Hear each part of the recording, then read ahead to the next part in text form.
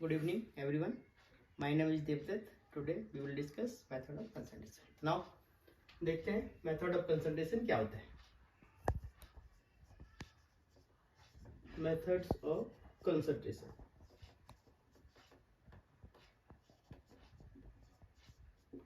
Method of concentration में हम लोग बात करेंगे मोलैरिटी की, मोलैरिटी और मोल फ्रैक्शन. हम लोग जो है इन मेथड्स की बात करते हैं.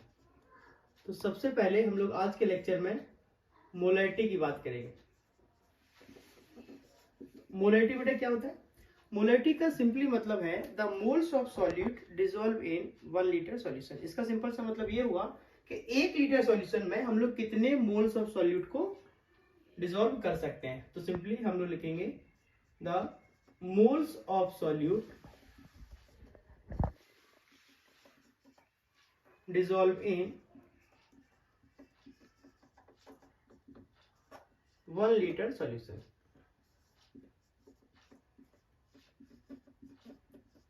is called molarity. और मोलैरिटी को हम लोग कैपिटल एम से रिप्रेजेंट करते हैं. It is denoted bye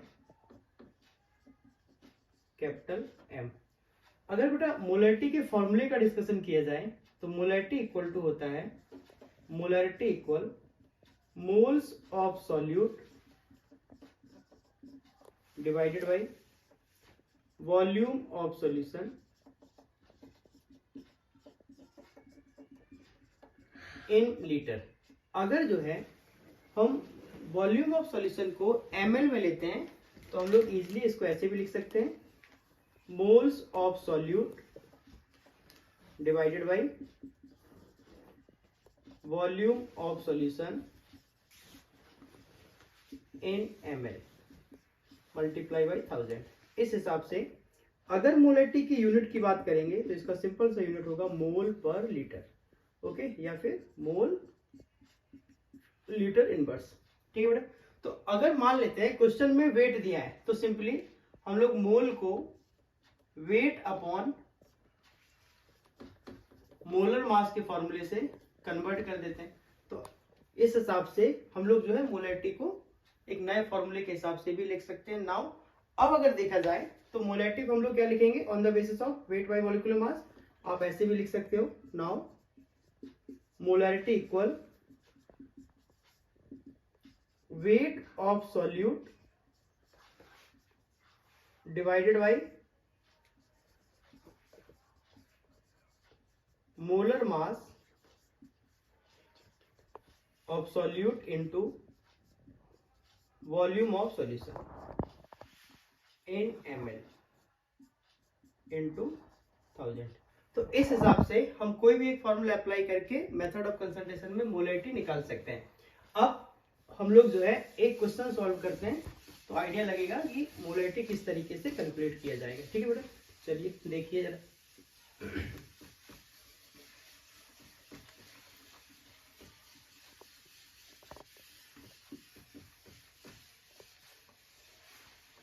suppose हम लोगों ने माना, मैंने लिखा 40 ग्राम NaOH dissolve in 250 ml of solution. Find the molarity. तो सिंपली बेटा सबसे पहले हमें ये देखना है कि क्वेश्चन में क्या क्या गिवन है, उसके बाद फिर हम लोग फॉर्मूला अप्लाई कर देंगे. तो देखो जरा, जब क्वेश्चन को सॉल्व करेंगे तो बेटा क्या दिया, वेट ऑफ सॉल्यूट गिवन है. क्या गिवन है? Wait of solute. कितना दिया है? 40 ग्राम. नेक्स्ट बात करते हैं वॉल्यूम ऑफ सॉल्यूशन की. तो वॉल्यूम ऑफ सॉल्यूशन बेटा कितना है? 250 ml. अब हम लोग जो है मोलैरिटी निकाल देते हैं. तो हम लोग जानते हैं, we know that molarity equal moles of solute. अब एग्जैक्टली यहां पर वेट दिया तो हम लोग डायरेक्टली वेट का फॉर्मूला अप्लाई कर देंगे. कौन सा? Weight of solute divided by molar mass of solute into volume of solution in ml into 1000। तो वेट ऑफ सॉल्यूट कितना दिया बेटा 40 डिवाइडेड बाई, अब हम लोगों के पास सॉल्यूट कौन सा है NaOH, तो NaOH का हम लोगों को मॉलिक्यूलर मास पता होना चाहिए, मॉलिक्यूलर मास ऑफ NaOH। हम लोग जानते हैं Na का एटॉमिक मास कितना होता है 23, लिख लो 23, ऑक्सीजन का 16 और हाइड्रोजन का 1, सभी को ऐड करोगे तो कितना आएगा बेटा 40, यहाँ पर आप 40 डाल दो, इंटू वॉल्यूम कितना है 250 इंटू 1000, 40 कैंसिल कर लो बेटा, कितना आ गया 1000 ओवर 250, इट मीन्स कितना आ गया 4 मोल पर लीटर। ये आपका जो है इस क्वेश्चन का मोलैलिटी आया सिंपली। अब हम लोग जो है इसके बाद बात करेंगे मोलैलिटी की, ठीक है बेटा। चलो देखो जरा,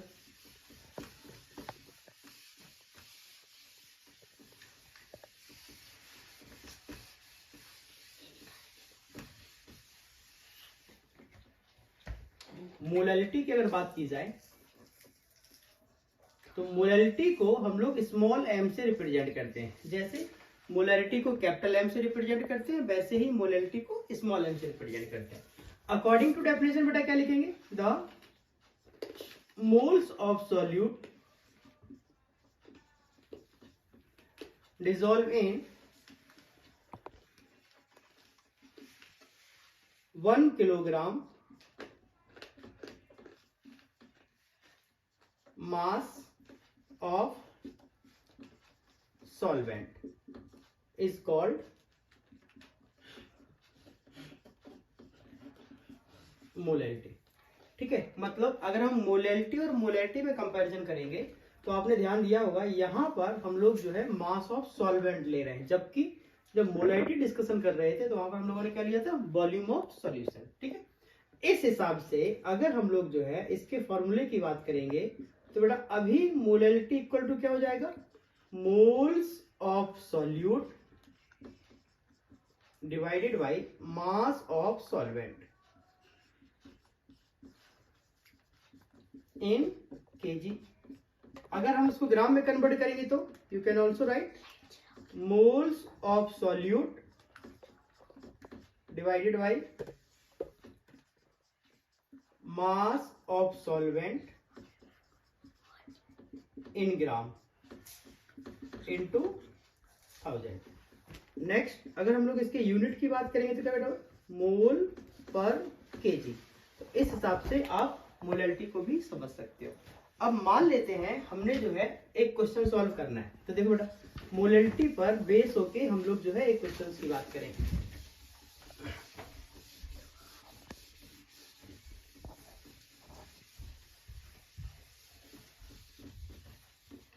मैंने लिखा 36 ग्राम H2SO4 dissolve in 180 gram of solution. अब देखिए जरा यहां पर लिखा है 36 ग्राम H2SO4 dissolve in 180 gram of solution. अभी हम लोगों को निकालना क्या है, फाइंड मोलैलिटी। तो फिर से वही कंसेप्ट बेटा, क्या दिया है और क्या निकालना है, ये दोनों ही बातें आपको एग्जैक्टली केमिस्ट्री में मालूम होना चाहिए, तो हम लोग इजीली क्वेश्चन को सॉल्व कर लेते हैं। देखो जरा डिसॉल्व कौन हो रहा है H2SO4, मतलब H2SO4 कौन है सॉल्यूट है ना बेटा। तो हम लोग क्या लिखेंगे वेट ऑफ सॉल्यूट। तो वेट ऑफ सॉल्यूट यहाँ पर कितना दिया है 36 ग्राम और सॉल्यूट है कौन H2SO4। तो यहाँ पर जब हम लोग मोलैलिटी निकालते हैं तो यहाँ पर बेटा हम लोगों को जरूरत पड़ती है मोल्स की, तो आपको इसका मॉलिक्यूलर मास पता होना चाहिए। तो molecular mass of H2SO4, H2SO4 का मॉलिक्यूलर मास कितना होता है 98। नेक्स्ट यहां पर दिया है मास ऑफ सॉल्यूशन, कितना दिया है 180 ग्राम। अब अगर आपको मालूम होगा जब भी हम लोग मोलैलिटी का डिस्कशन करते हैं तो मोलैलिटी के फॉर्मूले में बेटा क्या आता है, molality equal weight of solute divided bye molecular mass of solute into mass of solvent.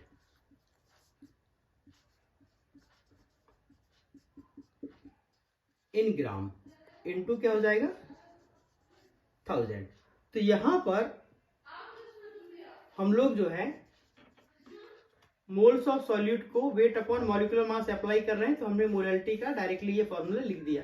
ठीक है, तो बेटा वेट ऑफ सॉल्यूट कितना दिया है 36 gram divided by molar mass of solute यहां पर कितना है 98 इनटू, अब यहां पर एग्जैक्टली मास ऑफ सॉल्वेंट है, बट हम लोगों को क्वेश्चन में कहीं पर भी मास ऑफ सॉल्वेंट नहीं दिया है। तो लेकिन हम लोग ये जानते हैं कि एक सॉल्यूशन में मास ऑफ सॉल्यूट और मास ऑफ सॉल्वेंट किसके बराबर होता है बेटा सॉल्यूशन के। तो एग्जैक्टली यहां पर सॉल्यूट का मास कितना दिया है 36 ग्राम, तो हम लोग यहां पर लिख देंगे 36 प्लस सॉल्वेंट हमें चाहिए इक्वल टू सॉल्यूशन बेटा कितना है 180। तो सॉल्वेंट का जो मास होगा वो कितना हो जाएगा 180 माइनस 36, 180 माइनस 36 कितना है बेटा यहाँ पर आएगा 4 4 और 1 144। बाकी आप यहाँ अप्लाई कर देंगे 144 इंटू 1000। अब इजिली आप इसको कैलकुलेट करके आंसर निकाल सकते हैं और यूनिट क्या लिखेंगे मोल पर केजी। तो इस हिसाब से हम लोग मोलैलिटी को भी एक्सप्लेन कर सकते हैं।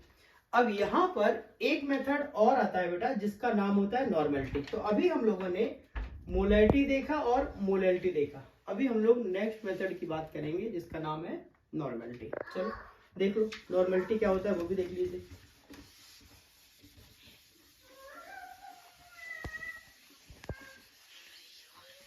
उसके बाद फिर हम लोग जो है मोल फ्रैक्शन की बात करेंगे।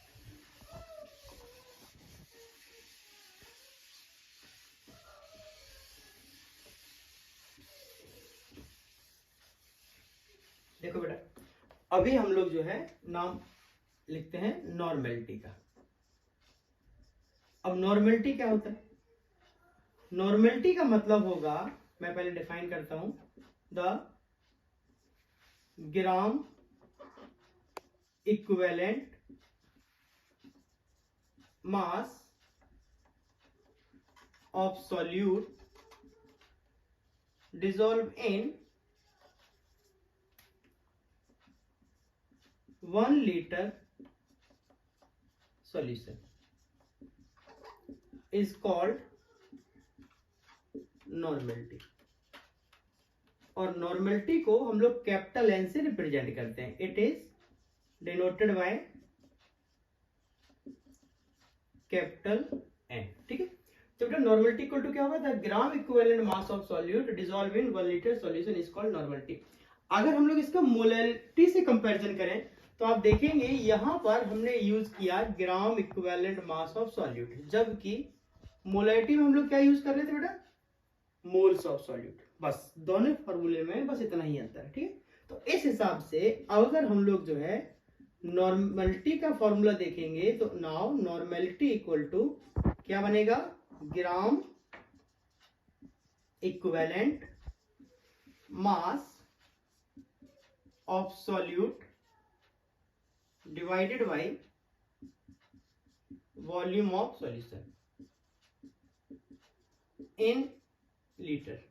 अगर हम इसको ml में कन्वर्ट करेंगे now we can write gram equivalent mass of solute over volume of solution in ml multiply by 1000। तो ये बेटा आपका क्या बना नॉर्मेलिटी का फॉर्मूला। अब पॉइंट्स ये है कि जब हम लोग यहाँ पर मोलैलिटी को डिस्कशन कर रहे थे तो मैंने यहाँ पर लिखा था मोल्स ऑफ सॉल्यूट, नॉर्मेलिटी को डिस्कशन किया तो मैंने यहाँ पर लिखा ग्राम इक्विवेलेंट मास ऑफ सॉल्यूट। तो यहाँ पर बट एग्जैक्टली ये है कि हमको ग्राम इक्विवेलेंट मास निकालना आना चाहिए। तो सबसे पहले हम लोग देखते हैं कि ग्राम इक्विवेलेंट मास ऑफ सॉल्यूट होता क्या है। ग्राम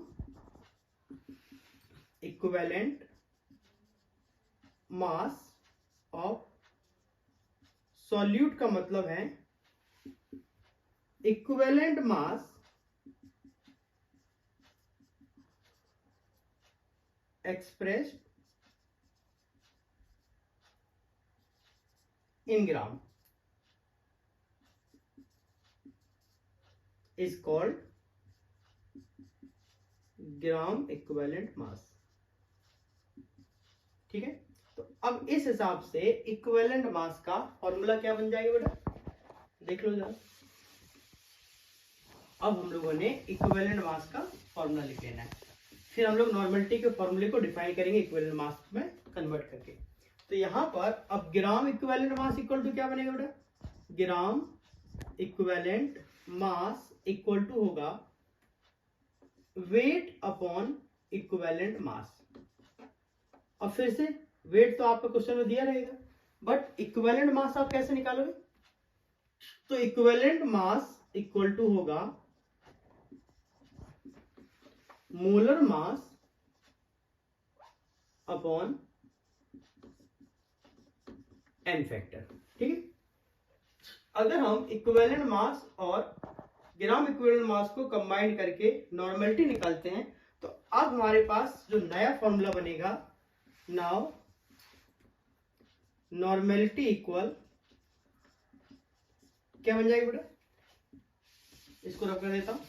तो ग्राम इक्विवेलेंट मास और इक्विवेलेंट मास को अगर आप रिप्लेस करेंगे तो अब नॉर्मलिटी इक्वल टू बनेगा wait of solute divided by molar mass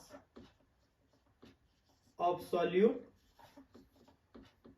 into, यहां पर लिख देंगे एन फैक्टर, यहां पर बेटा आ जाएगा volume of solution in ml into क्या लिखेंगे 1000। ठीक है, तो अब आपका ये एक फॉर्मूला बन गया नॉर्मलिटी का। ठीक है, अब यहां पर एक पॉइंट्स आता है एन फैक्टर। तो एक चीज हमेशा याद रखना, एन फैक्टर निकालने का तरीका अलग है। इसमें हम लोग एसिड का एन फैक्टर अलग तरीके से निकालते हैं, बेस का होगा तो उसका एन फैक्टर अलग होगा, सॉल्ट होगा तो उसका एन फैक्टर अलग होगा, अगर कोई एक एलिमेंट या आयंस की बात करेंगे तो उसका एन फैक्टर अलग तरीके से सॉल्व किया जाता है। तो फिलहाल हम लोग एक नॉर्मलिटी का क्वेश्चन लेते हैं, वहां पर जो भी हम लोग सॉल्ट एसिड बेस जो भी लेंगे उसका मैं एन फैक्टर निकालने का तरीका आपको बताता हूँ। चलिए बेटा देखो,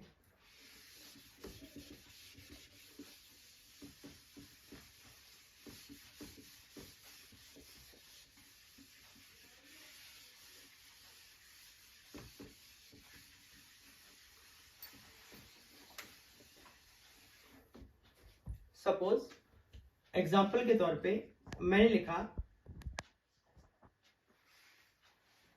90 ग्राम NaOH dissolve in 200 ml of solution. Find normality. And आप यहां पर मोलैरिटी भी निकाल सकते हो, एंड मोलैरिटी। ठीक है बेटा, तो देखो जरा क्या क्या दिया है, वेट ऑफ सॉल्यूट दिया है। वेट ऑफ सॉल्यूट का मतलब है यहां पर वेट ऑफ NaOH की बात चल रही है, और NaOH कौन होता है, NaOH एक बेस होता है। क्या होता है बेटा, बेस। ठीक है, ये बोर्ड थोड़ा गड़बड़ हो गया, चलिए देखिए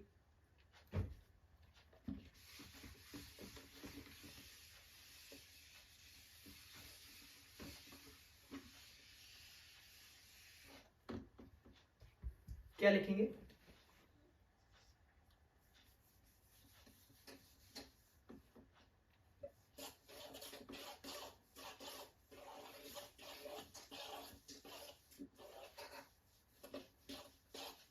एक मिनट, मार्कर थोड़ा गड़बड़ हुआ है आई थिंक।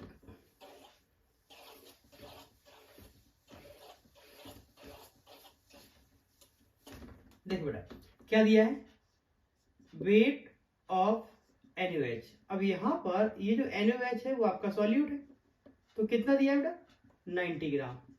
ठीक है, हमें निकालना क्या है, नॉर्मलिटी। तो वॉल्यूम ऑफ सॉल्यूशन भी दिया है, वॉल्यूम ऑफ सॉल्यूशन कितना दिया है बेटा 200 ml, और हमें निकालना क्या है, नॉर्मलिटी। तो हम लोग जानते हैं नॉर्मलिटी इक्वल, आप क्या फॉर्मूला लिखेंगे, weight of solute into n factor divided by molar mass of solute into volume of solution in ml into बेटा क्या आएगा 1000 आएगा। ठीक है, अब आप देख लो क्या क्या अप्लाई है। वेट ऑफ सॉल्यूट दिया है, मतलब वेट ऑफ सॉल्यूट कितना है 90 ग्राम, रख दीजिए 90 ग्राम इंटू। अब बारी आती है एन फैक्टर की। तो बेसिकली अगर आप ध्यान से देखो यहाँ पर ये जो NaOH है, और NaOH क्या होता है, NaOH बेटा बेस होता है। क्या होता है, बेस। जब भी आप किसी बेस का एन फैक्टर निकालते हैं तो एन फैक्टर का मतलब होता है नंबर ऑफ डिस्प्लेस्ड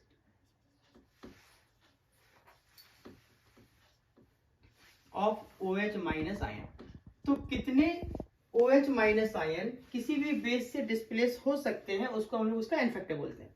तो क्या करेंगे, आप NaOH में डिस्प्लेस कर दो, NaOH गिव्स Na++OH माइनस। तो यहाँ पर कितना OH बेटा डिस्प्लेस हुआ, एक।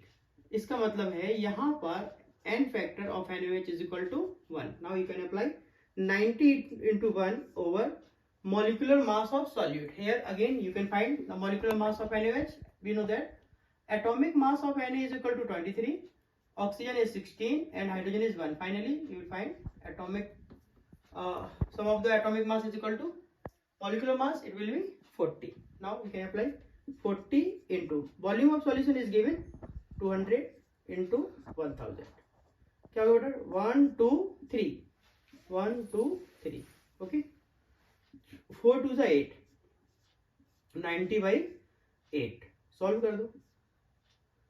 8 1 सा 8, फिर अगेन 8 1 सा 8 पॉइंट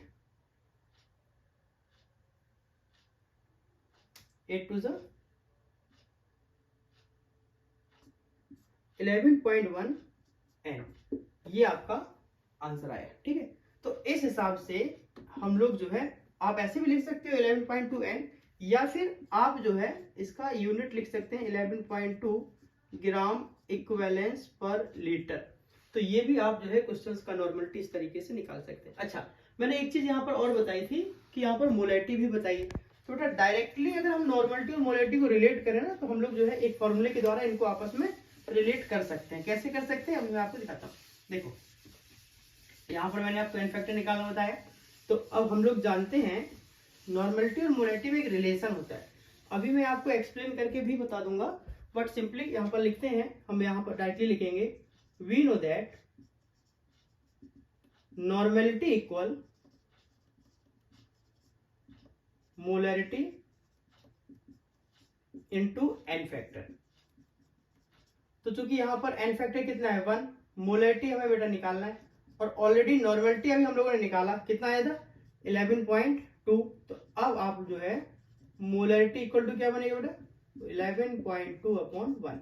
इट मीन्स आंसर आएगा 11.2, बस यूनिट होता जाएगा क्या, मोल पर लीटर। तो इस तरीके से आप नॉर्मलिटी और मोलैरिटी को एक ही क्वेश्चन में निकाल सकते हैं। अब पॉइंट्स ये है कि हमने ये फॉर्मूला कहाँ से निकाला।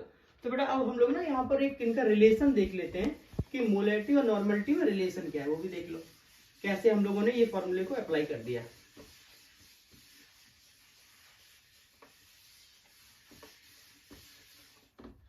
मैं लिखूंगा रिलेशनशिप बिटवीन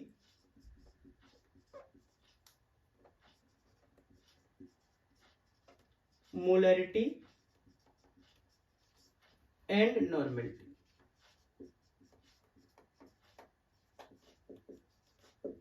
यहां पर दोनों फॉर्मूले हमें मालूम होना चाहिए। We know that molarity equal moles of solute divided by volume of solution in liter। Okay बेटा, एंड अगर हमने नॉर्मलिटी की बात की, नाउ नॉर्मलिटी इक्वल क्या आ जाएगा, wait of solute divided bye molecular mass of solute into volume of solution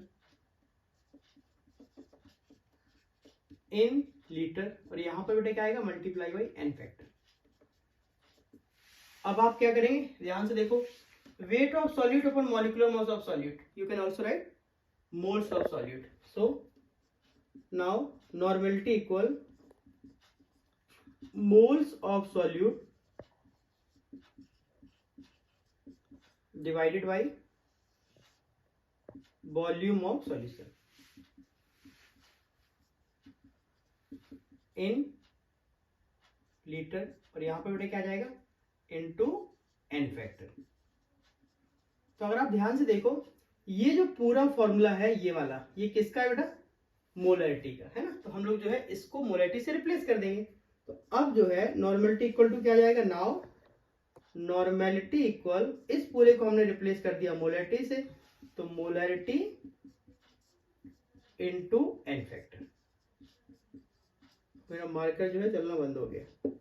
तो जो है इस तरीके से हम लोग मोलैरिटी और नॉर्मेलिटी को आपस में रिलेट कर सकते हैं। तो पॉइंट्स में क्या बताना चाह रहा हूं कि हम लोग जो है अगर किसी एक क्वेश्चंस में नॉर्मेलिटी दिया हुआ है, सॉरी नॉर्मेलिटी पूछा गया है, तो हम लोग मोलैरिटी भी फाइंड करते हैं, बट उनका एन फैक्टर्स वगैरह का हम लोगों को इन्फॉर्मेशन होना चाहिए और हमें निकालना आना चाहिए। तो ये इसका रिलेशन था। अब हम लोग जो है इनके सारे फॉर्मूले को लर्न करके बारी बारी क्वेश्चंस में अप्लाई करके आंसर निकाल सकते हैं।